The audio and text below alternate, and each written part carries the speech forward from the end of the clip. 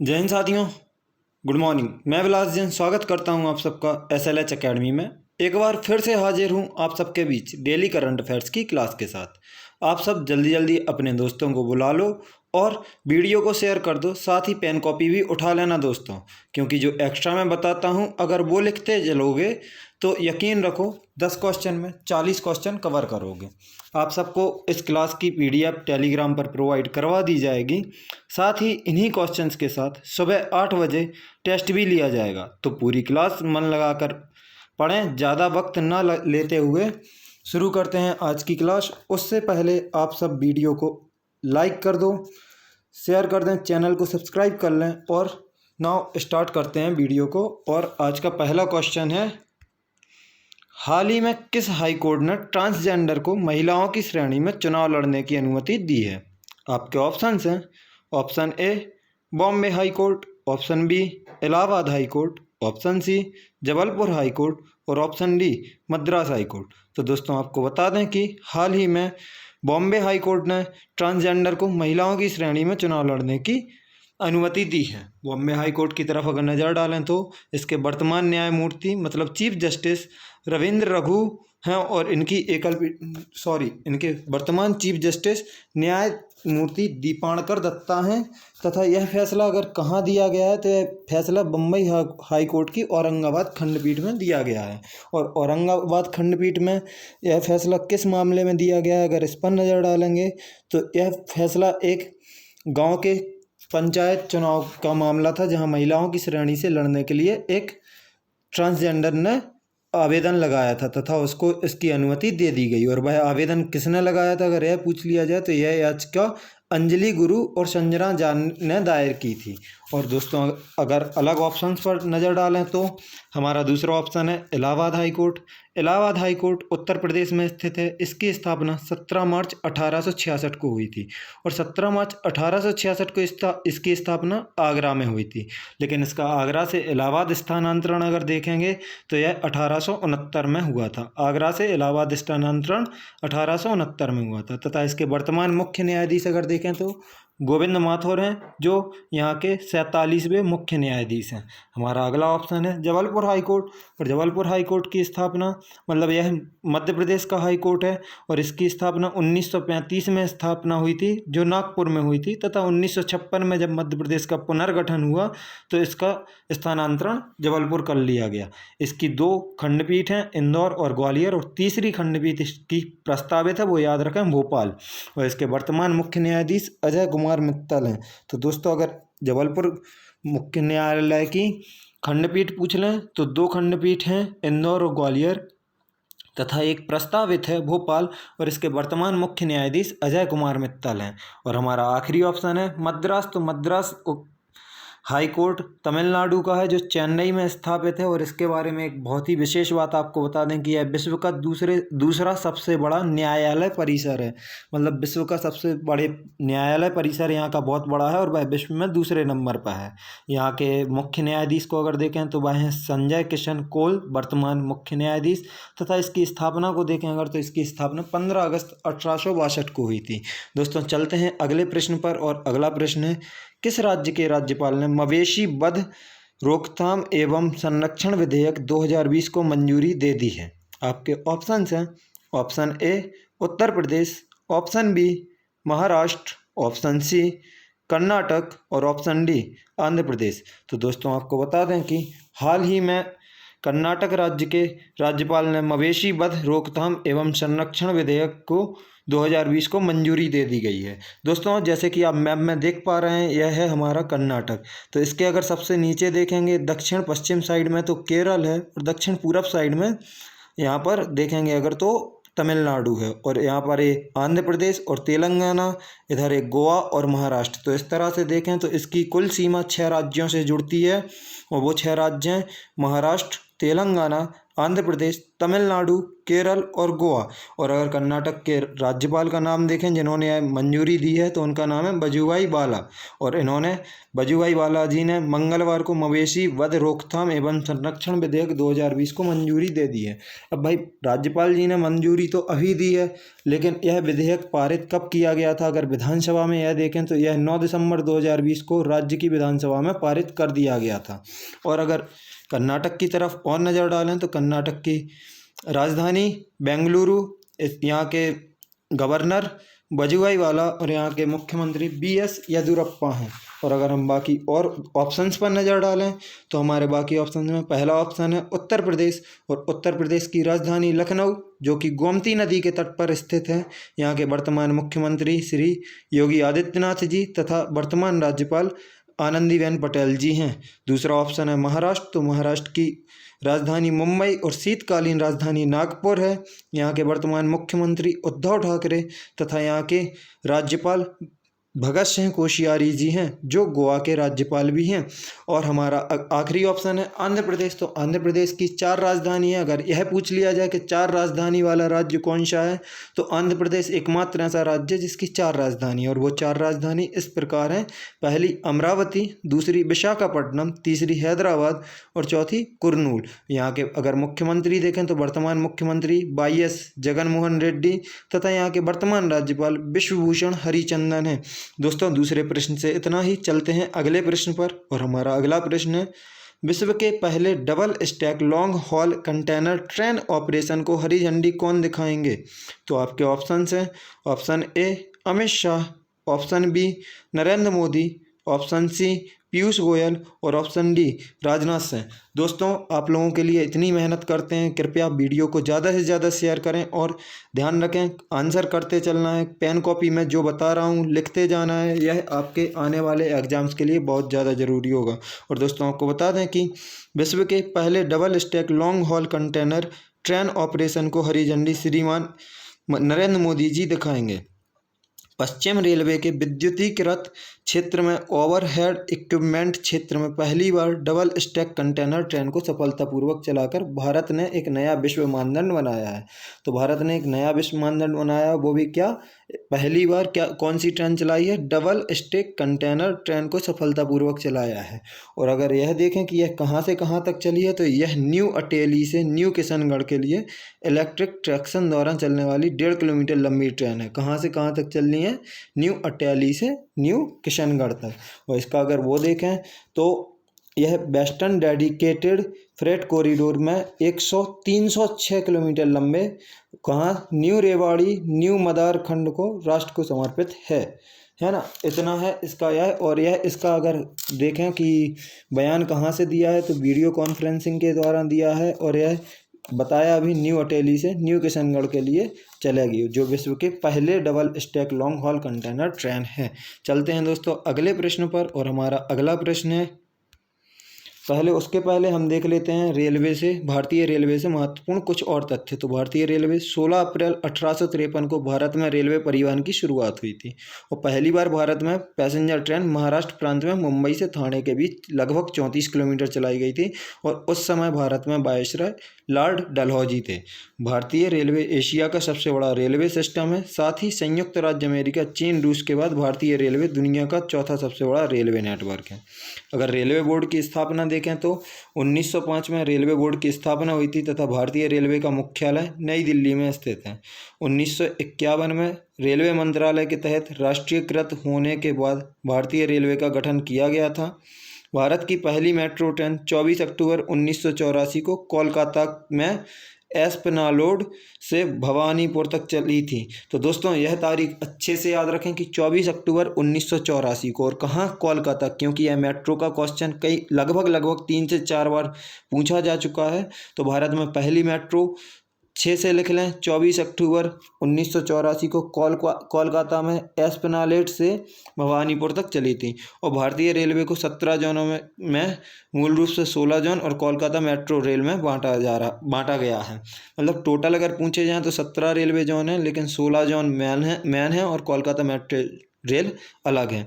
चलिए दोस्तों चलते हैं अब अगले प्रश्न पर। और अगला प्रश्न है, हाल ही में किसे भारत में ब्रिटेन का नया उच्चायुक्त नियुक्त किया गया है? आपके ऑप्शंस हैं। Option A Martin Davidson, option B Alex Ellis, option C sir Philip Barton और ऑप्शन डी रंजन मथाई। तो दोस्तों आपको बता दें कि हाल ही में भारत में ब्रिटेन का नया उच्चायुक्त एलेक्स एलिस को चुना गया है। अगर एलेक्स एलिस की तरफ नज़र डालें तो यह ब्रिटेन के रणनीति विशेषज्ञ एलेक्स एलिस हैं, जो ब्रिटेन के रणनीति विशेषज्ञ हैं। और इनको अगर किसके स्थान पर यहाँ उच्चायुक्त चुनाया गया है तो यह भी ध्यान दें कि सर फिलिप बार्टन, मतलब इनके पहले ब्रिटेन के उच्चायुक्त भारत में सर फिलिप बार्टन थे। और यह 53 वर्षीय हैं, जो कूटनीति पर सरकारी समीक्षा के लिए कैबिनेट ऑफिस में डिप्टी सुरक्षा सलाहकार की जिम्मेदारी निभा रहे थे। यह ब्रिटेन में कौन सी जिम्मेदारी निभा रहे थे अगर इस पर देखें तो यह अभी तक कूटनीति पर सरकारी समीक्षा के लिए यूके कैबिनेट ऑफिस में डिप्टी राष्ट्रीय सुरक्षा सलाहकार की जिम्मेदारी निभा रहे थे। चलिए दोस्तों चलते हैं अगले प्रश्न पर। और आपका अगला प्रश्न है, टॉप 10 VPN के मुताबिक 2020 में इंटरनेट शटडाउन के मामले में कौन सा देश शीर्ष पर रहा है? तो मतलब शीर्ष पर रहने से किस देश को सबसे ज़्यादा लॉस हुआ है, यह क्वेश्चन है। तो आपके ऑप्शंस हैं। Option A Bharat, option B Yemen, option C Myanmar और ऑप्शन डी बेलारूस। तो दोस्तों आपको बता दें कि टॉप 10 VPN के मुताबिक 2020 में इंटरनेट शटडाउन के मामले में हमारा भारत देश शीर्ष पर रहा है। और सबसे ज़्यादा रोस घाटा अगर किसी को हुआ है तो वह भारत देश को हुआ है। और टॉप 10 VPN रिपोर्ट के मुताबिक 2020 में दुनिया भर में सबसे ज़्यादा भारत में ही इंटरनेट शटडाउन हुए हैं। इस लिस्ट में दूसरे नंबर पर बेलारूस और तीसरे नंबर पर यमन है। और अगर म्यांमार को देखें तो चौथे नंबर पर म्यांमार है। मतलब अगर पहला भारत है, दूसरा बेलारूस है, तीसरा यमन है और चौथा म्यांमार है, जिनको सबसे ज़्यादा घाटे हुए हैं। इंटरनेट शटडाउन आखिरकार होता क्या है अगर इसकी तरफ नज़र डालें तो आपको बता दें कि कुछ खास परिस्थिति में किसी खास इलाके या पूरे देश में सरकार इंटरनेट सेवाओं को बंद कर देती है। और क्यों बंद करती है, इसका मुख्य मकसद ही यह होता है कि सूचना के फैलाव को रोकना है तथा अशांति स्थितियों और पर काबू भी पाना है। और पहली बार 2011 में मिस्र में इंटरनेट शटडाउन हुआ था।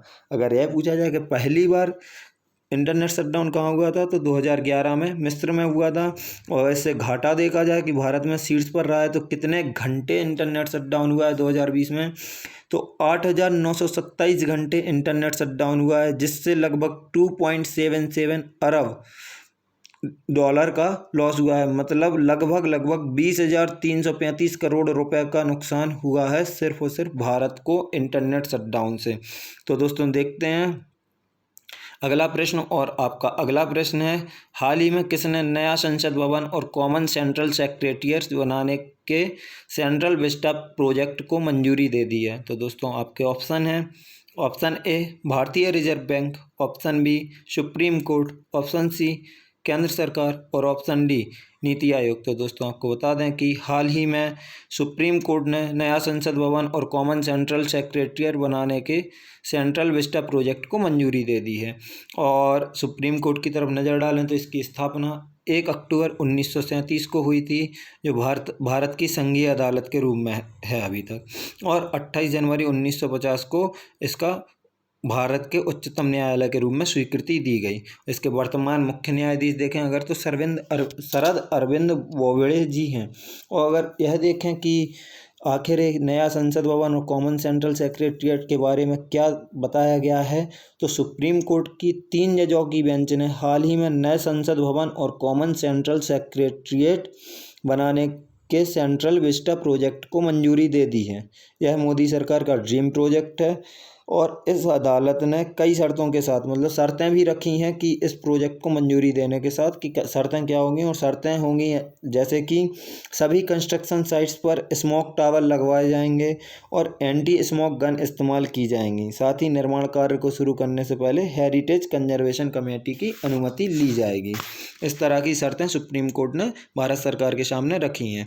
दोस्तों देखते हैं अब अगला प्रश्न। और हमारा अगला प्रश्न है, निम्न में से किस राज्य सरकार ने राज्य में मरे हुए कौओं में घातक वायरस पाए जाने पर बर्ड फ्लू का अलर्ट जारी किया है?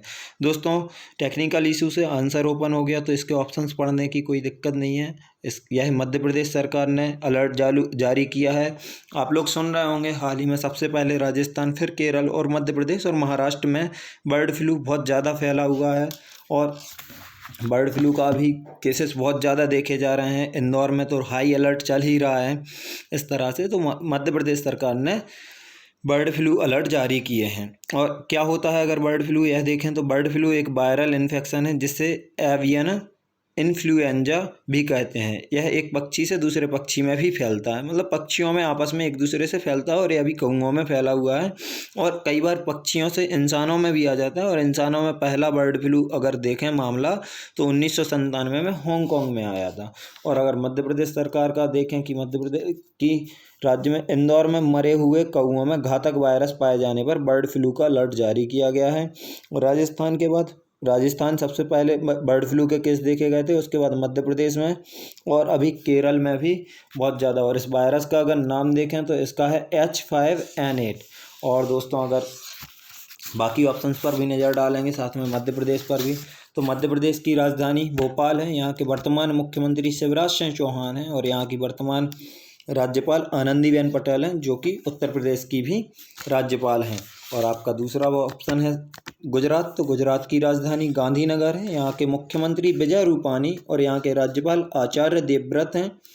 तीसरा ऑप्शन है महाराष्ट्र के बारे में अभी आपको कुछ ही पहले बताया था दूसरे क्वेश्चन में।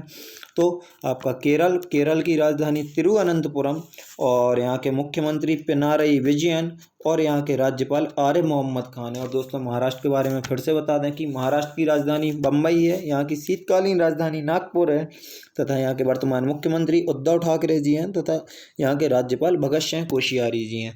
चलिए दोस्तों, चलते हैं अगले प्रश्न पर। और हमारा अगला प्रश्न है, प्रधानमंत्री नरेंद्र मोदी ने कितने किलोमीटर लंबी कोच्चि मंगलूर प्राकृतिक गैस पाइपलाइन का उद्घाटन किया है? तो दोस्तों, आपको बता दें, ऑप्शन है आपके, option A 150 kilometre, option B 250 kilometre, option C 350 kilometre और ऑप्शन डी 450 किलोमीटर। तो दोस्तों, आपको बता दें कि प्रधानमंत्री नरेंद्र मोदी ने 450 किलोमीटर मतलब 450 किलोमीटर लंबी कोच्चि मंगलूर प्राकृतिक गैस पाइपलाइन का उद्घाटन किया है।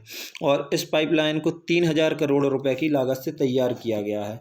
मतलब अगर इस पाइपलाइन में लागत पूछ ली जाए तो इसमें 3000 करोड़ रुपए की लागत है। और इसकी क्षमता पूछी जाए, मतलब इससे क्या हो सकता है, तो इससे 700 CNG स्टेशन लगाने में मदद मिलेगी। और इसका केंद्रीय पेट्रोलियम, प्राकृतिक गैस और इस्पात मंत्री कौन है? धर्मेंद्र प्रधान। क्योंकि ये पूरे मामले गैस से रिलेटेड, पाइपलाइन से रिलेटेड केंद्रीय पेट्रोलियम एवं प्राकृतिक गैस एवं इस्पात मंत्रालय के अंतर्गत आते हैं।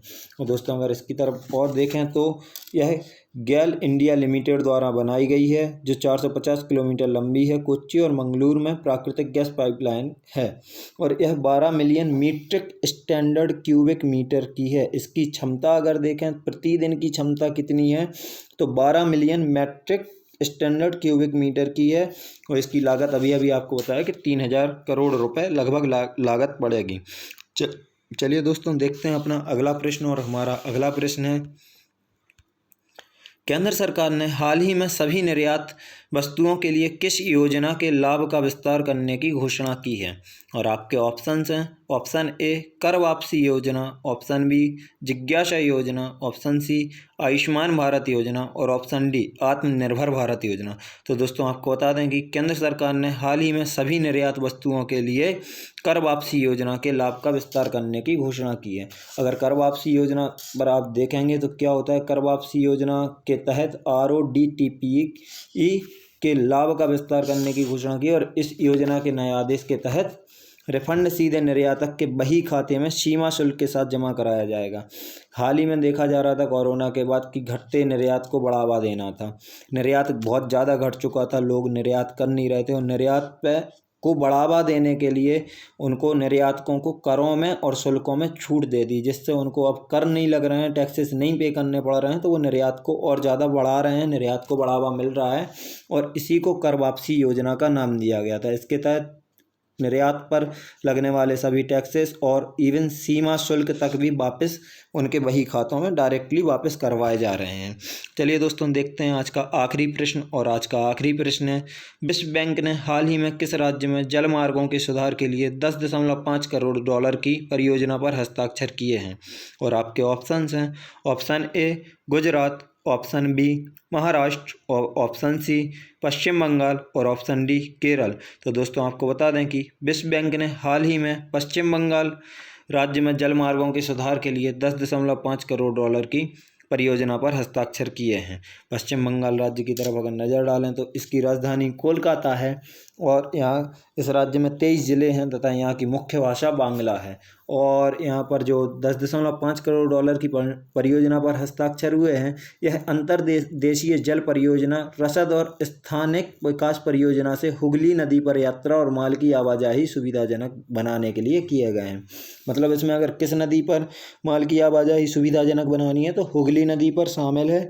और यह क्या है, अंतर्देशीय जल परिवहन, रसद और स्थानिक विकास परियोजना से हुगली नदी पर यात्री और माल की आवाजाही सुविधाजनक बनाने के लिए इस परियोजना पर हस्ताक्षर किए गए हैं। और अगर पश्चिम बंगाल की तरफ और नज़र डालते हुए आगे देखें तो पश्चिम बंगाल की स्थापना 26 जनवरी 1950 को हुई थी। यहाँ के वर्तमान राज्यपाल जगदीप धनखड़ जी हैं तथा यहाँ की वर्तमान मुख्यमंत्री ममता बनर्जी हैं। और विधायिका की तरफ नज़र डालें तो पश्चिम बंगाल की विधानसभा में 295 सीटें हैं तथा यहाँ का उच्च न्यायालय कलकत्ता उच्च न्यायालय है। दोस्तों, आज की वीडियो यहीं समाप्त होती है। अंत तक बने रहने के लिए धन्यवाद। अगर वीडियो पसंद आई हो और जानकारी हेल्पफुल लगी हो तो ज़्यादा से ज़्यादा लोगों को शेयर करें, चैनल को सब्सक्राइब करें और साथ ही बेल आइकॉन दबा लें जिससे हमारी लेटेस्ट नोटिफिकेशन आपको तुरंत मिलती जाए। साथ ही आज दोस्तों ऑल इम्पोर्टेंट डेज़ की मंथली जो वीडियोस आती हैं उसका 3rd पार्ट आ रहा है जिसमें मई और जून के बारे में डिस्कस किया जाएगा। तो आप लोग उसे ज़रूर देखें और जिन्होंने पहले 2 पार्ट नहीं देखे हैं तो जाकर देखें, जिनमें जनवरी, फरवरी और मार्च, अप्रैल के 2 अलग अलग पार्ट में इम्पोर्टेंट डेज दिए गए हैं। तो उन्हें भी देखें दोस्तों और सहयोग बनाए रखें। जय हिंद, जय भारत।